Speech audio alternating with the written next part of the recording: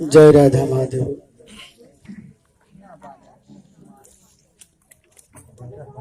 জং ব্রহ্মা বরুণীন্দ্র রুদ্র মরুতস্তবন্তি দিব্যস্তবৈ বেদৈ সঙ্গ পদক্রম উপনিষদ ওই গয়ন্তি যম সমগ ধ্যান অবস্থিত তদ্গতেন মনসা পশ্যন্তি যম যোগিন যস্যান্তু ন বিদুষুরসুরগণায় দেবায় তস্मै নমো নমো।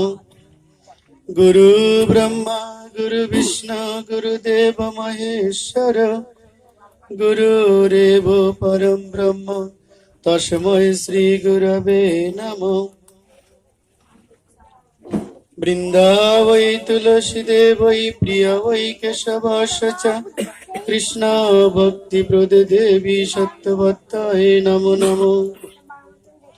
কলিযুগ পাবন অবতার, কলিযুগ জীবের একমাত্র আশ্রয়স্থল, রাধা ভবতিত সুবলিত তনু শ্রীমান গৌর সুন্দরের অপর কৃপায় ভক্ত গার্হস্থ্য আশ্রমে নির্জন তিথি উপলক্ষে আয়োজিত সুমঙ্গল ভাগবত অনুষ্ঠানে সমাগত ভক্ত প্রাণ সুধী আপনাদের আতুল চরণে অধমের দণ্ডবৎ প্রণতি রহিল। আমার প্রণাম গ্রহণ করুন আর কৃপা আশীষ দান করুন। আপনাদের মতো ভক্ত সকাশে বসে যেন গৌর কথা শ্রবণ করতে করতে এই দেহখানি লীলা সংবরণ করতে পারে। জয় জয় নিতাই গৌর সুধনাথ প্রীতিকরানন্দে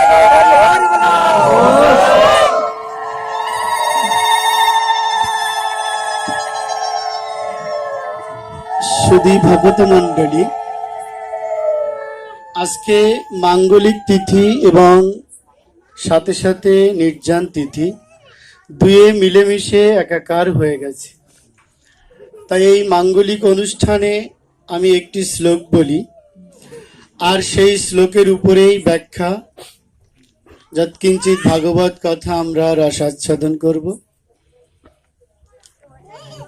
জ্ঞেয়ম যত্তদ প্রবক্ষ্যামি যদ্গত অমৃতমশ্নুতে অনাদিমত পরম ব্রহ্ম ন সত্তত ন অসৎ উচ্যতে। শ্রী ভগবান এই শ্লোকটি বললেন যে জ্ঞেয়ম, তোমরা জানো, তোমরা জানো, যত্তৎ প্রবক্ষ্যামি, আমি যা বলছি তোমরা সেইগুলোই জানো। যদ্জ্ঞাতা অমৃতম অশ্নাতে, ভগবান শ্রী গোবিন্দ বললেন যা জানলে তোমার অমৃত তত্ত্ব লাভ হয়ে যাবে। অনাদি মত পরম ব্রহ্ম, বলছে আমি অনাদি মত পর ব্রহ্মের কথা বলছি। ন সৎ তৎ ন অসৎ উচ্চতে, বলছেন তিনি না সতের মধ্যে না অসতের মধ্যে। তাহলে কি দাঁড়ায়? তিনি সৎ এবং অসৎ তত্ত্বের অতীত। তাহলে পূর্ণ অর্থটা কি দাঁড়ালো? ভগবান বলছেন হে অর্জুন, এই অর্জুন কিন্তু আমরা সকলেই যারা শ্রবণ করছি, অর্জুন কিন্তু একক কোনো মানুষ নয়। অর্জুন হচ্ছে আমাদের প্রতিনিধি। তিনি ভগবানের কাছ থেকে প্রশ্নপূর্বক যথার্থ কথাগুলি শুনেছেন আর জগজীবের মঙ্গলের জন্য সেই শোনাটা আমাদের কাজ পর্যন্ত পৌঁছিয়ে গেছে, সেই হচ্ছে অর্জুন। কারণ আমরা সবাই এখানে অর্জুন। আজ শুনবো, হ্যাঁ আজ আমরা শুনবো। শুনলে কি হবে? বলে চৈতন্য চরিতামৃতে বলছে শুনিলে খণ্ডিবে চিত্তের অজ্ঞান আদির দোষ। বলে শুনিলেই খণ্ডিবে চিত্তের অজ্ঞান আদি দোষ। কৃষ্ণে প্রেম গাঢ় হবে সেই তো সন্তোষ। কি বলছে? বলছে শুনিলেই আমাদের চিত্তে যে অজ্ঞানতা আছে এই দোষ নাশ হয়ে যাবে। আর কি হবে? ভগবান শ্রীকৃষ্ণের প্রতি গাঢ় প্রেম আরো ঘনীভূত হয়ে আপনাকে ভক্ত শিরোমণি করে তুলবে। আর তখনই আপনার হৃদয়ে একটা সন্তোষ প্রকাশিত হবে। এই যে এখানে অনেক ভক্ত আছেন, সবাই একটু হাত উঠাবেন। মাগো, গীতা আছে কয়জনের বাড়িতে? শুধু মায়েরা না, সবাই বাবারা যারা আছে, গীতা আছে কয়জনের বাড়িতে? রাধে রাধে। সবাই হাত উঠান, যার যার বাড়িতে গীতা আছে। কি হাত লেগে যাচ্ছে? প্রায় সবার বাড়িতে গীতা আছে। এবার হাত নামান। গীতা পড়েন কতজন? গীতা পড়েন কতজন? হাত উঠান। নিত্য গীতা পড়েন কতজন? নিত্য সংখ্যা অনেক কমে এসেছে, প্রায় অর্ধেক। গীতা বুঝে পড়েন কতজন? বুঝে পড়েন কতজন? বুঝে পড়া নাকি? পড়া একরকম আর বুঝে পড়া আর এক রকম, তাই না?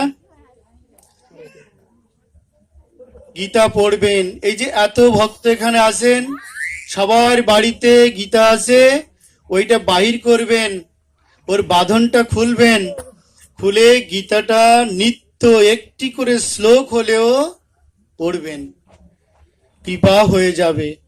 এই আমরা সকলে মিলে কি করি? আমরা সকলে মিলে কি করি? যে বলি যে মরণের সময় যদি কোনো মানুষ গীতা গীতা শব্দটি উচ্চারণ করতে করতে দেহ রাখে, তাহলে তার সদ্গতি প্রাপ্ত হয়ে যাবে। কি বলি না? আবার এই সদ্গতি প্রাপ্তির লক্ষ্যে মৃত আত্মার উপরে, মৃত দেহের উপরে আমরা গীতা গ্রন্থখানি কি দিয়ে রাখি। কারণ ভগবত স্পর্শে যদি এই পাষণ্ড দেহটি কি হয়? অমৃতময় দেহে পরিণত হয়। আচ্ছা, একবার ভাবুন তো, এই গীতা অধ্যয়ন করতে করতে যদি মৃত্যুবরণ করে, তাহলে তার কি গতি হবে? বলে সাক্ষাৎ গোবিন্দ লোক প্রাপ্ত হয়ে যাবে। সাক্ষাৎ গোবিন্দ লোক প্রাপ্ত হয়ে যাবে। যে শ্লোকটি আমি পাঠ করলাম, তাহলে মাগো যারা বাবারা যারা হাত তুলতে পারেননি, পাঠ নেই বলে, গীতা অধ্যয়নের অভ্যাসটা নেই বলে, আগামী কাল থেকে অভ্যাসটা করে নেবেন। নিত্য শুদ্ধ কৃষ্ণ প্রেম সাধ্য কবু নয়, শ্রবণাদি কৃষ্ণ প্রেম জীবের করায় উদয়। আপনারা শুনবেন, জানবেন, তাহলে হয়তো ভগবত প্রেমটা আপনার ভিতরে উদয় হয়ে যাবে। যাহার প্রসাদে তম হয় নাশ, তম নাশ করি করে তত্ত্বের প্রকাশ।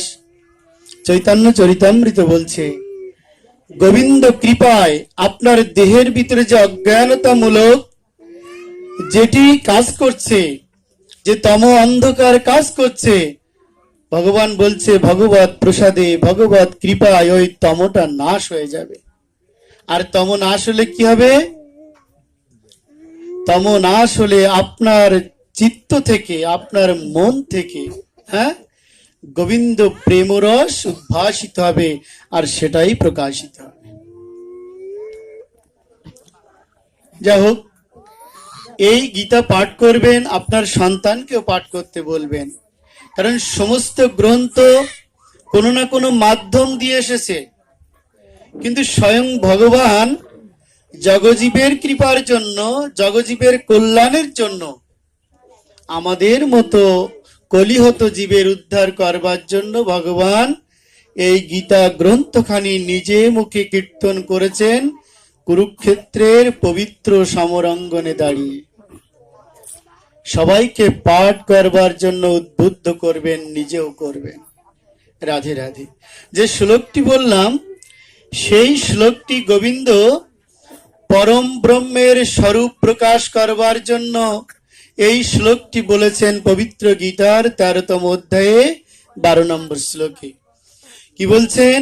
জ্ঞেয়ম যত্তৎ প্রবক্ষ্যামি যদ জ্ঞাতা অমৃতমাস্নুতে। রাধে রাধে। আমাকে একটু একটু কথা বলেন না। বলছে কি? অমৃতমাস্নুতে, বলে আমি যা বলি তো শোনো, যা জানলে তোমার অমৃত তত্ত্ব লাভ হবে। অনাদিমৎ পরম ব্রহ্ম ন সৎ তৎ ন সৎ উচ্যতে। বলছে সেই ব্রহ্মের স্বরূপ কি? তিনি সৎ এবং অসৎ তত্ত্বের অতীত। হ্যাঁ, আর কি?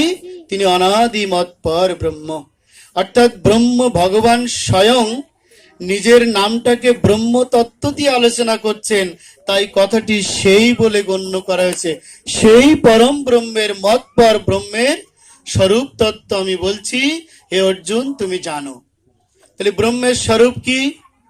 ভগবান বলছেন কি?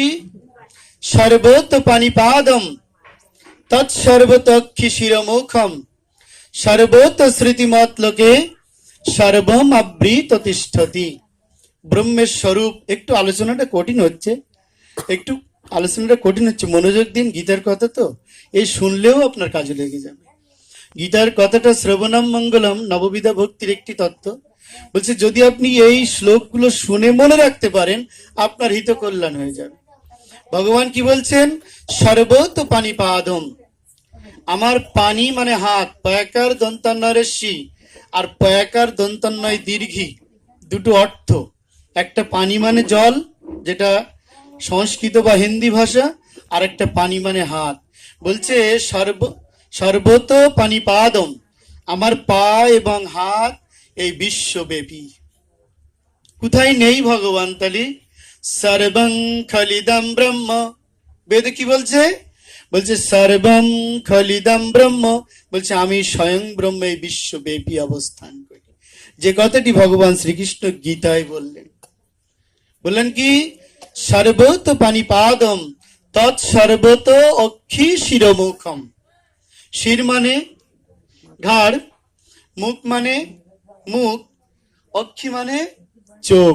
গোবিন্দ বলছেন কি? আমার চোখ মুখ সব জায়গায় বিরাজিত। ফলে এই যদি মনে করেন আমি ঘরে যে যা খুশি করব, বাইরে একটু বজায় রাখি সাধুত্ব, মানে ঘরেও কিন্তু ভগবান, হ্যাঁ ঘরেও কিন্তু আপনার ভগবান দেখছে। কারণ কি বলছেন ভগবান? উপদ্রষ্টা অনুমন্তা চ ভর্তা ভক্তা মহেশ্বর। বলছে আমি সকলের সাক্ষী, আমি সকলের অনুমোদনকারী, হ্যাঁ আমি সকলের প্রতিপালক, তাই পালাবার পথ নেই। আছে কি? ভগবান সকলের সাক্ষী। আর কারোর, এই যে দুই ঘাড়ে বসে আছে, হ্যাঁ চিত্রগুপ্ত, বলে ওদের দরকার নেই, আমি নিজেই তোমার সাক্ষী হয়ে যাব। তাই যেখানে যে এই কাজটা করেন না, কিন্তু ভগবান আপনার সাক্ষী হয়ে দেখা দেবে। বলছে কি? সর্বত শ্রুতিমত লোকে, এই বিশ্ব চরাচরে তুমি যা কিছু বলবা, কটু কথা বলবা, কথা বলবা, যা বলবা না কেন, আমি সব কান দিয়ে শুনে রেখে দেবো। তাই অন্তিম দিনে আমি সাক্ষী দেব তোমার। হ্যাঁ, আর কারোর লাগবে না তো। তোমার হাত, তোমার পা, তোমার চোখ, কান, মুখ সব মিথ্যে কথা বলতে পারে, কিন্তু দেবতারা ঘুষ খায় নাকি? খাবে না? ঘুষ খাবে না। এই ভূমি অফিসে খায়, বিভিন্ন অফিসে ঘুষ দিলে খায়, কিন্তু দেবতারা কারোর ঘুষ খায় না। আর স্বয়ং ভগবান তো আরো ঊর্ধ্বে। হ্যাঁ, সাক্ষী তিনি। ভগবান বলছেন আমি সাক্ষী দেব। হ্যাঁ, সর্বম আবৃত তিষ্ঠতি, আমি সবাইকে আবর্তন করে অবস্থান করছি। আরে বলছে পুরুষ স পরপার্থ ভক্তলভ্যায় অনন্যায়া যস্য অন্তঃস্থানি ভূতানি যেন সর্বমিদম ততম। বলছে সেই পরম পুরুষকে যদি তুমি প্রাপ্ত হতে চাও, তাহলে শুধুমাত্র অনন্য ভক্তি প্রকাশ করো। হ্যাঁ, এতটাই ভক্তি প্রকাশ করো যে ভক্তির ভিতরে যেন কোনো ছেদ না থাকে, যেন কিন্তু না থাকে। সেই ভক্তি আপনার 1 ঘন্টা ধরে ঠাকুর সেবা দিতে হবে না তো, আপনার আধা ঘন্টা ধরেও ঠাকুর সেবা দেওয়ার দরকার নেই। আপনি আনন্দ চিত্তে ভক্তি ভরে মাত্র 10 মিনিট গোবিন্দ চরণে পত্রম পুষ্পম ফলম তয়ম যৌমে ভক্ত প্রযোচ্ছতি তদহম ভক্তি উপরিতম অশ্নামি প্রযত আত্মনা। কত মহৎ গোবিন্দ বলছেন, এই জড়জগতের কত মানুষ কিনা চাচ্ছে, দাও দাও দাও করে ভগবানের কাছে শুধু পড়েই আছে, শুধু আমাকে দিয়ে দাও, এত এত সম্পদ দাও যেন আরো বেশি বেশি আমি সম্পদ লাভ করতে পারি। কিন্তু আমার গোবিন্দ একেবারে অল্পে সন্তুষ্ট। কি বলছেন? যে পত্র, ফুল, পুষ্প আর জল, আর কিছু যাচ্ছে না তো। একটু পাতা, একটু ফুল, একটু ফল আর একটু জল। বলছে যদি কোনো ভক্ত ভক্তিযুক্ত চিত্তে আমার রাতুল চরণে অর্পণ করতে পারি, আমি গোবিন্দ সেই ভক্তের অর্পিত দ্রব্যাদি গ্রহণ করে তাকে আমি বৈকুণ্ঠ লোকে নিয়ে যাই। তাহলে তার কোনো ব্যাপার নেই, এত কিছু আয়োজন করার তো দরকার নেই। আপনার মনোযোগ মনে দিয়ে যেটি ভগবানকে দিবেন অবশ্যই যেন তাতে শ্রদ্ধা ভক্তি থেকে যায়। হ্যাঁ, তারপর কি বলছে? বলছে যে বহিরন্ত চ ভূতানাম আচারম চরমেব চ সূক্ষ্মতা তদ অভিজ্ঞম দুরস্তম চ আন্তিকে চ তৎ। ভগবান কি বলছেন? আমি তোমার বাহিরে পরম ব্রহ্মের স্বরূপ তত্ত্ব আলোচনা করছে, একটু কঠিন হচ্ছে। বলছে কি, তুমি ভেবো না যে আমি কোথায় আছি, আমি তোমার ভিতরেও আছি, তোমার বাহিরেও আমি আছি, তোমার ভিতরেও আমি আছি। বলছে তার প্রমাণ কি? ভগবান সেটিও বলেছেন, অহম আত্মা গুড়াকেশ সর্বভূতাশয় স্থিত।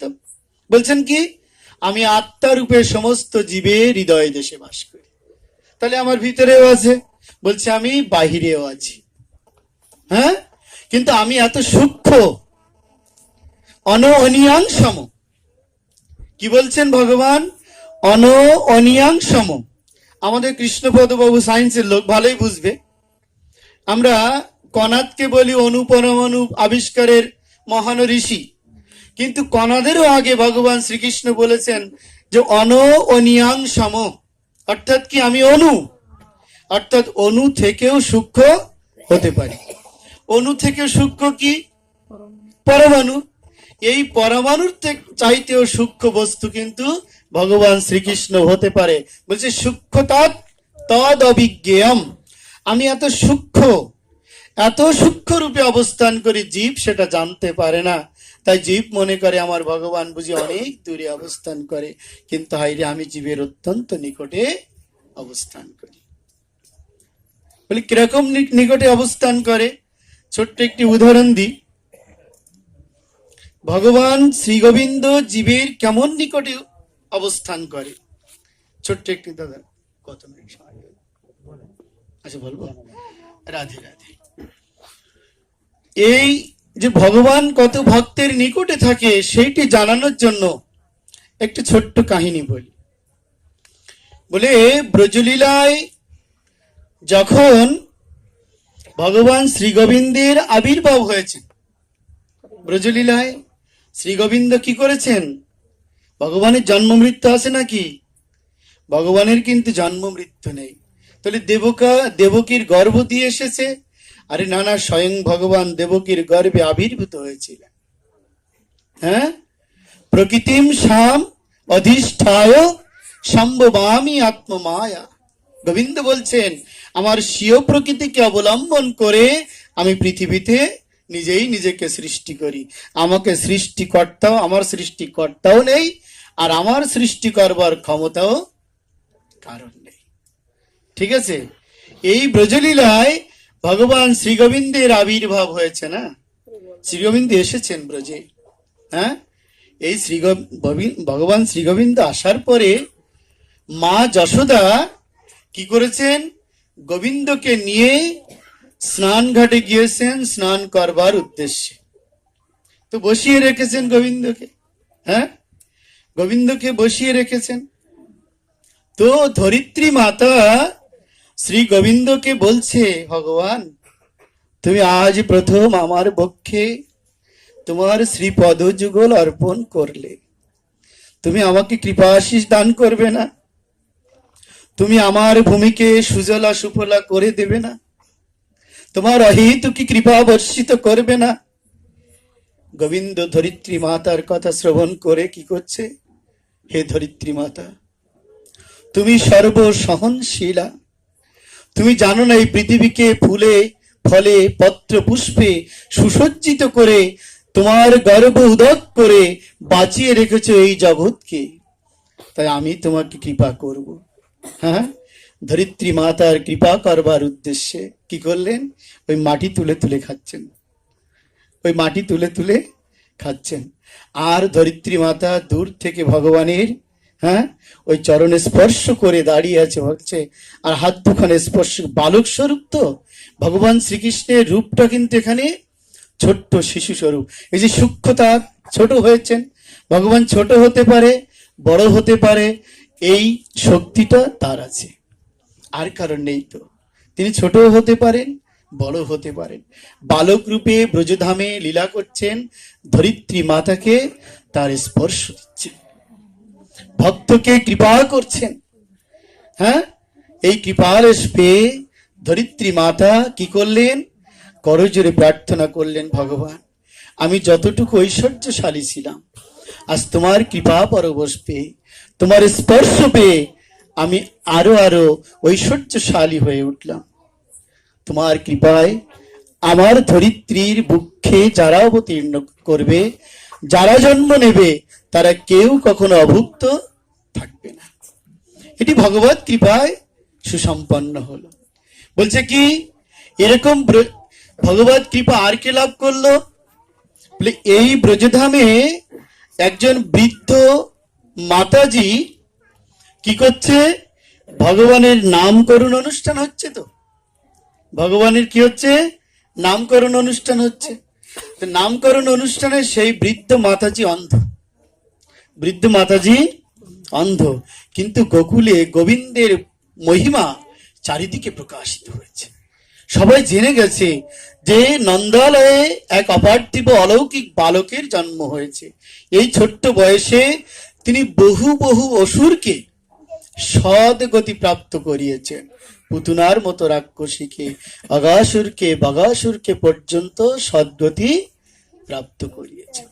আচ্ছা, আমরা এখানে যারা বসে আছি, আজকের এই ভাগবত প্রভাবে, এই যে সন্ধ্যা থেকে ভুবনমঙ্গল হরিনাম সংকীর্তন হলো, এর প্রভাব কি কিছু হবে না? এর প্রভাবে কি আমাদের মুক্তি হবে না?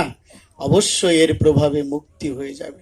এই যে তুলসী কীর্তন করলেন, তুলসী প্রদক্ষিণ করলেন, ভগবান বলছেন ব্রহ্মবৈবর্ত পুরাণে যারা নিত্য নিত্য তুলসী প্রদক্ষিণ করে, তাদের কাছে এই 28টা নরককুণ্ড, এটি তাদের কাছে খুবই সংকীর্ণ একটা পথ হয়ে যাবে। যারা নিত্য নিত্য তুলসী দেবীকে প্রদক্ষিণ করে, তুলসী দেবীর ফুল দিয়ে তাকে আরতি কীর্তন করে, ভগবান বলছেন এই 28টা নরকের পথ তাদের কাছে খুবই সংকীর্ণ হয়ে যাবে। বলছেন বৈতরণী পার হতে কষ্ট হবে না তো? বলছেন এরকম সৎ ভক্তের জন্য ওই বৈতরণীটা কুলিয়া ব্রিজের মতন চওড়া দেখা যাবে, আর আমার মতো অসুরের জন্য যেন মনে হবে একটি চুল ফেলানো আছে। ওখান থেকে যেতে গেলে আমাকে পড়তে হবে, আবার অধোগতি হবে। কিন্তু আপনাদের মতো মহান বৈষ্ণব যদি ওই পথে যায়, তাহলে তার সদ্গতি প্রাপ্ত হয়ে যাবে। বলে মানুষ যখন মারা যাচ্ছে তখন কিভাবে বুঝবো? আলোচনাটা একটু ঘুরে গেল। মানুষ যখন মারা যাচ্ছে তখন কিভাবে বুঝবো? এই দেখেন, ভাগবতে কিন্তু এর একটা ভালো নির্দেশনা দেওয়া আছে। কি বলছে? কোন মানুষ যখন মারা যায় তখন কিন্তু বুঝতে পারে তার দেহের প্রাণবায়ুটা আজকেই বাহির হবে, এটি সে বুঝতে পারে। যখন বুঝতে পারে তখন কিন্তু সবাইকে ডাকে যে আমার কাছে আয়, হ্যাঁ খোকা চলে আয়, বৌমা চলে, সবাইকে ডাকে। কিন্তু সত্যনিষ্ঠ সাধু এরা কিন্তু এই জাগতিক সংসারের মায়া পরিত্যাগ করে দেয়, তখন নিজের উদ্ধারের পথটা নিজেই খুঁজে নেয়।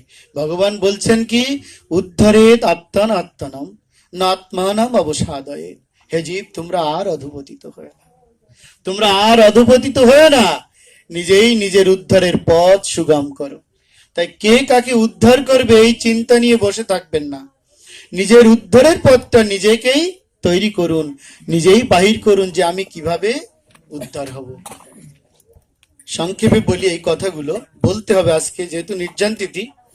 বলছে কি, যদি মৃত্যুকালে কোনো ব্যক্তি উত্তর দিকে মুখ ঘুরাতে পারে, কোন দিকে? উত্তর দিকে। এটি ভাগবতের কথা, এটি গীতার কথা নয়।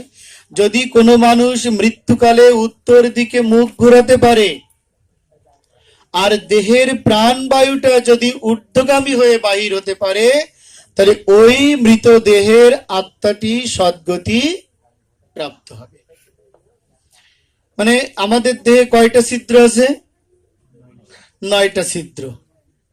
এই দেহে কয়টা ছিদ্র আছে? 9টা। আমি বলি, চোখ দুটো, কান দুটো, নাক দুটো, কয়টা গেল? 6টা। মুখ 7টা, আর উপস্থ আর পায়ু, মোট হচ্ছে 9টা। বলছে নাসারন্ধ্র দিয়ে প্রাণ বাহিরে হলেও কিন্তু নিম্নগতি হবে, কারণ এটি নিম্ন দিকে প্রবাহিত হয়। বলছে এই নাসারন্ধ্র, উপস্থ আর পায়ু, এই 4টে ছিদ্র দিয়ে যদি প্রাণটা উদ্গত হয়, বুঝতে হবে নরকগামী হবে। তাহলে আমরা বুঝতে পারবো না? আমরা বুঝতে পারবো। আর যদি বাকি 5টা ছিদ্র দিয়ে প্রাণবায়ুটা উদ্গত হয়, তাহলে তার ঊর্ধ্বলোক প্রাপ্ত হবে। তাহলে তার কি হবে? ঊর্ধ্বলোক প্রাপ্ত হবে। বলছে এই কালে যদি গোবিন্দ স্মরণ করতে করতে, ঈশ্বর স্মরণ করতে করতে যদি কারোর মৃত্যুবরণ হয়, এটি গীতায় লেখা আছে, সেখানে ওম শব্দটি বলা হয়েছে। ওম ইতি একক্ষরম বাহরম ব্রহ্ম, ওম ইতি একক্ষরম ব্রহ্ম বাহরণ মাম অনুসরণ য প্রয়াতি তজ্জন দেহম সজাতি পরমাম গতিম। সেখানে ভগবান কি বলছেন? যে এই ভ্রুযুগলের মাঝখানে প্রাণবায়ুকে অর্থাৎ চোখ দুটিকে অবস্থান করে যোগ বলে যদি কোনো ভক্ত ওম মন্ত্র উচ্চারণ করতে করতে দেহ রাখে, তাহলে সেই দেহের আত্মাটি ব্রহ্মলোক, গোলক লোক প্রাপ্ত হয়ে যাবে। ঠিক আছে? এটি হচ্ছে গেল ভাগবতীয় তত্ত্বের কথা। এবার ভগবান গীতায় কি বলছেন? অষ্টম অধ্যায়ে বলছেন, যত্র কালে তু অনাবৃত্তিম আবৃত্তিম চ এব যোগিনো। হ্যাঁ, বলছেন যে কালে আমরা সবাই যোগী। তখন যোগী মানে কি? যারা ভগবানের সাথে নিত্য যুক্ত হয়ে আছি আমরা, তারা সকলেই কিন্তু যোগী। ভগবান বলছেন, যত্র কালে তু অনাবৃত্তিম আবৃত্তিম চ এব যোগিনো। হে যোগীগণ, আপনাদেরকে বলছি, যে সময় মৃত্যুবরণ করলে তোমার এই পৃথিবীতে ফিরে আসতে হবে, আর যে কালে মৃত্যুবরণ করলে তোমার সদ্গতি প্রাপ্ত হবে, আমি সেই কথাগুলো বলছি। দেখেন কি বলছে অষ্টম অধ্যায়ে। বলছে অগ্নি, জ্যোতি, আহ, ষণ্মাসা, উত্তরায়ণম। কয়টা হলো? 4টে। অগ্নির, জ্যোতির, আহ, ষণ্মাস, ঠাকুর, অগ্নির, জ্যোতির, আহ, শুক্ল, ষণ্মাসা, উত্তরায়ণম। বলছে অগ্নি প্রজ্বলিত অবস্থায়, তার মানে যখন কোনো ব্যক্তি মারা যাচ্ছে, আপনারা যারা আত্মীয় স্বজন সেখানে আছেন, সাথে সাথে প্রদীপ জ্বালিয়ে দিবেন। বলছে অগ্নি প্রজ্বলিত অবস্থায় দিনের বেলায়, আর শুক্লপক্ষ আর সূর্য উত্তরায়ণে থাকা অবস্থায় 6 মাস কালীন সময়ে যদি কোনো ব্যক্তির মৃত্যু হয়, বলছে কি ব্রহ্মবিদ ব্রহ্ম জানা। বলছে এ সময় মরণ হয় কাদের? যারা ব্রহ্ম তত্ত্ব সম্পর্কে জানে। এই যে ব্রহ্মের স্বরূপ বলতে বলতে ঘুরে গেলাম। হ্যাঁ, বলছে এই সময় মৃত্যু হয় কাদের? যারা ব্রহ্মবিদ, জন্ম কর্ম চ মে দিব্যমেবং যো ব্যক্তি তত্ত্বত তত্ত্ব দেহম পুনর্জন্ম নয় ইতি মামিতি সর্জুন। হে অর্জুন, আমার দিব্য জন্ম কর্ম সম্পর্কে যারা জানে, তাদের আর ইহ জগতে পুনর্জন্ম হয় না। তাহলে বলছে কি? বলছে এই প্রকার সময় মৃত্যু হয় কাদের? যারা ব্রহ্ম তত্ত্ববিদ, এই যারা আপনারা বসে আছেন, হয়তো এই কালেই মৃত্যু হয়ে যাবে। বলছে ধূম রাত্রিস্তথা, ধূম রাত্রিস্তথা কৃষ্ণ সন্মাস দক্ষিণায়নম, হ্যাঁ, তত্র প্রাত চন্দ্রমাসম জ্যোতির্যোগী প্রাপ্য নিবর্ততে। বলছি এই কালে মৃত্যুবরণ করলে তোমার মুক্তি হবে না, কিন্তু কষ্ট হবে না। সেটা কোন কাল?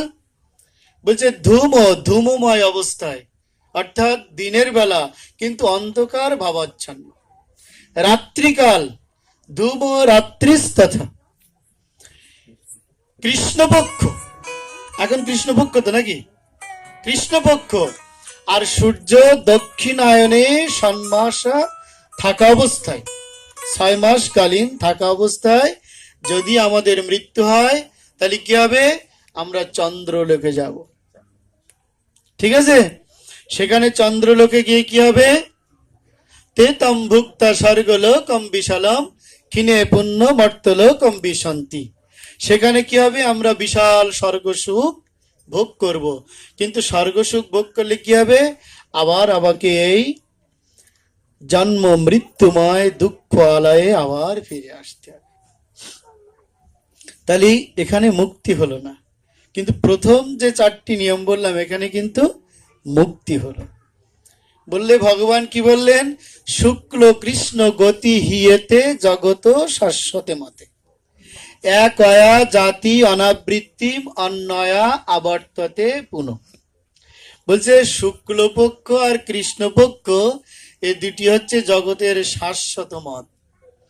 এর একটিতে মৃত্যুবরণ করলে মুক্তি হবে, আর একটিতে মৃত্যুবরণ করলে তোমার আবার জন্ম মৃত্যুর চাকায় পাক খেতে হবে। তাহলে ক্লিয়ার হলো, যদি কৃষ্ণপক্ষে মৃত্যুবরণ করি তাহলে আমাকে আবার ফিরে আসতে হবে, আর যদি শুক্লপক্ষে মৃত্যুবরণ করি তাহলে আমাকে আবার ভগবানের কাছে চলে যেতে হলো। মুক্তি হয়ে গেল। ভগবান একটা সলিউশন দিলেন, একটা সমাধান দিলেন। কি সমাধান?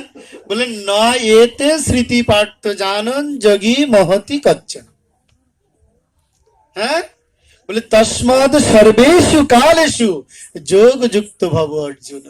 বলছে হে অর্জুন, তুমি এই তত্ত্ব কথা যা বললাম এই নিয়ে তুমি মোহগ্রস্ত হয়ে না। কি মোহগ্রস্ত? এই যে দিনের বেলা অগ্নি প্রজ্বলিত অবস্থায়, আমাকে শোনেন কথাগুলো, হ্যাঁ, এই যে কৃষ্ণপক্ষ শুক্লপক্ষ এই যে এত তত্ত্ব কথা বললাম, এই জেনে তুমি মোহগ্রস্ত হয়ে না। হ্যাঁ, তস্মাদ সর্বেষু কালেষু যোগযুক্ত ভব অর্জুন। তুমি সবসময় আমার সাথে যোগযুক্ত থাকো। আমি কৃপা ঘন শ্যাম সুন্দর